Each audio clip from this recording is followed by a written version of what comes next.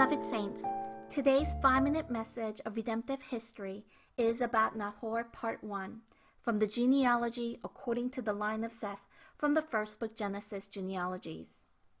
In Genesis 11 verse 22, it says that Nahor was the grandson of Lu, and he was the son born to Serug at the age of 30. Today, we will examine how Nahor's life was shortened due to sin. When we look in Genesis 11, it records the genealogy from Shem to his 10th generation, Abraham. Out of these 10 patriarchs, when we examine Eber and Peleg, we see that in between these two people, that the lifespan has been shortened by about half.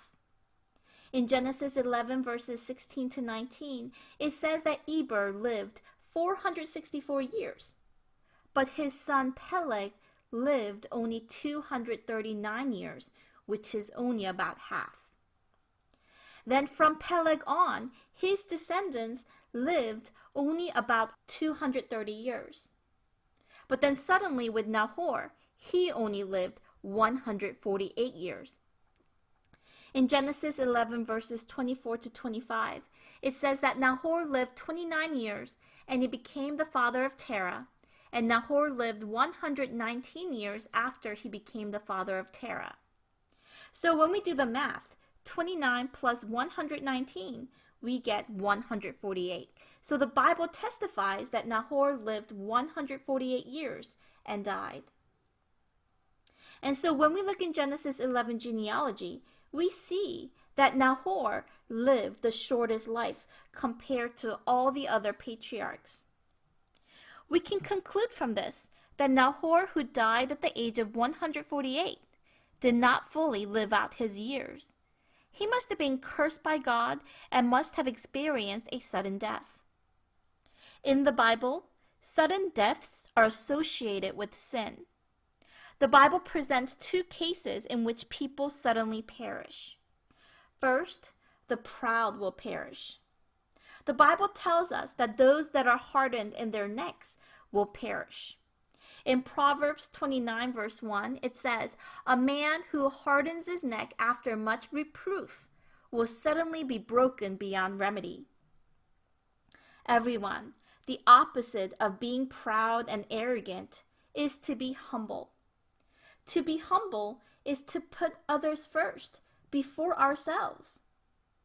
So everyone, if we see someone that we may think that is insignificant in this world, we still need to realize that that person is an honorable person that is created by God.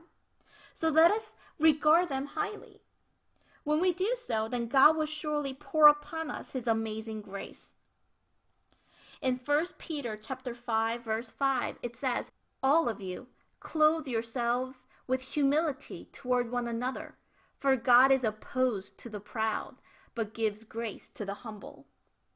Second, liars will perish. Nowadays, some people think that to lie is an everyday occurrence, and some people lie for success. When they're in an unfavorable position, they may try to escape that situation by lying, or they may set up their competitor by lying. And such lies may cause their competitor to cry bitter tears. In Proverbs 17 verse 15 it says, "Acquitting the guilty and condemning the innocent, the Lord detests them both." In Leviticus 5 verse 1 it says, "Those who hide the truth and stay silent, that is also lying."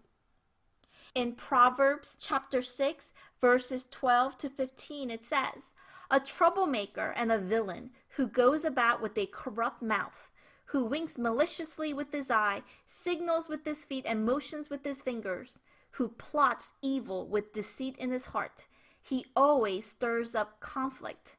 Therefore, disaster will overtake him in an instant. He will suddenly be destroyed without remedy."